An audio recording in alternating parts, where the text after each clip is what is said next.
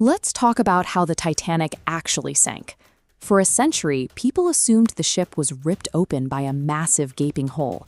The reality is far more surprising.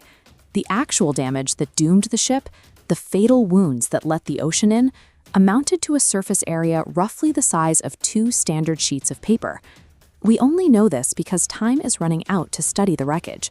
Down at 12,000 feet, the remains of the ship are being rapidly devoured by iron-eating bacteria. Soon, the entire structure will collapse. To capture the site before it's gone, researchers spent 2 years compiling over 700,000 scanned images. The result is a 16 terabyte, millimeter-accurate 3D digital replica of the entire debris field. This digital twin serves as a permanent record. It gives us the ability to freeze decay and perform a virtual autopsy, finally answering the questions that have surrounded the disaster since 1912.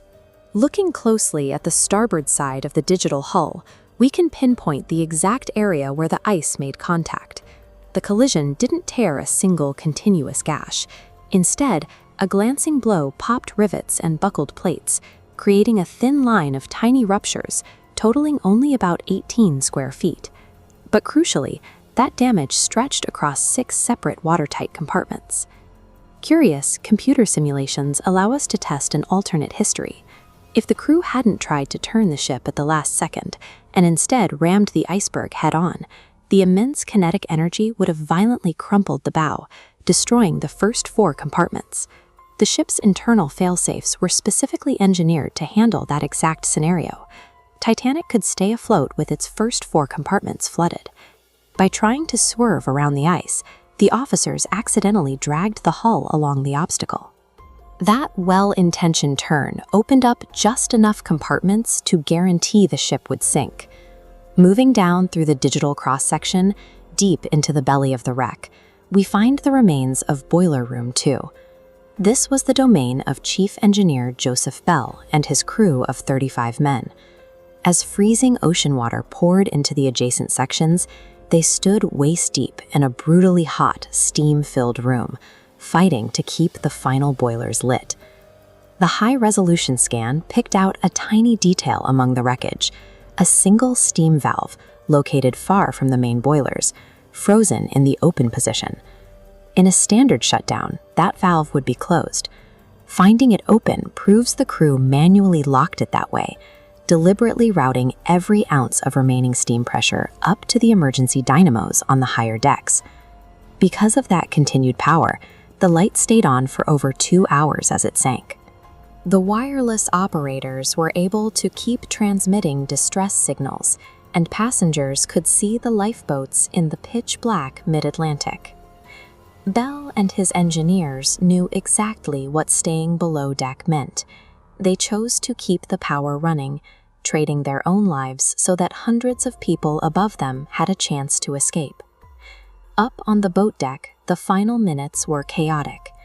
After the disaster, newspapers began publishing sensationalized accounts of panic and cowardice among the crew.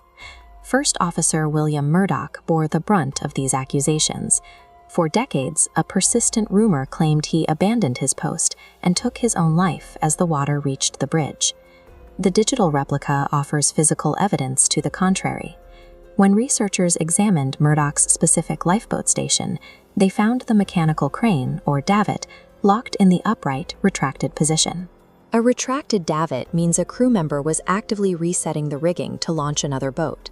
This perfectly matches survivor accounts, which stated Murdoch was furiously working against the rising water to free one last raft before being swept overboard. The mechanical state of that crane clears his name. It shows an officer who never stopped working, fulfilling his duty right up until the ocean took him. To understand the very end of the sinking, we have to zoom out. The 15-square-mile debris field scattered across the seafloor paints a grim picture of exactly how the ship tore itself apart. Popular culture often depicts a clean, dramatic snap in half. The reality was a cataclysmic explosion of the midsection. As the heavy stern rose into the air, the top of the hull experienced immense tension, while the bottom buckled under severe compression, causing the metal to shatter in a rapid domino effect. This structural failure happened directly in the passenger areas. Historical accounts claim figures like millionaire Benjamin Guggenheim waited peacefully in their first-class suites.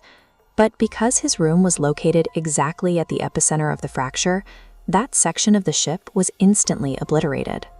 The violence of the breakup shows that in the final seconds, the ocean treated everyone equally.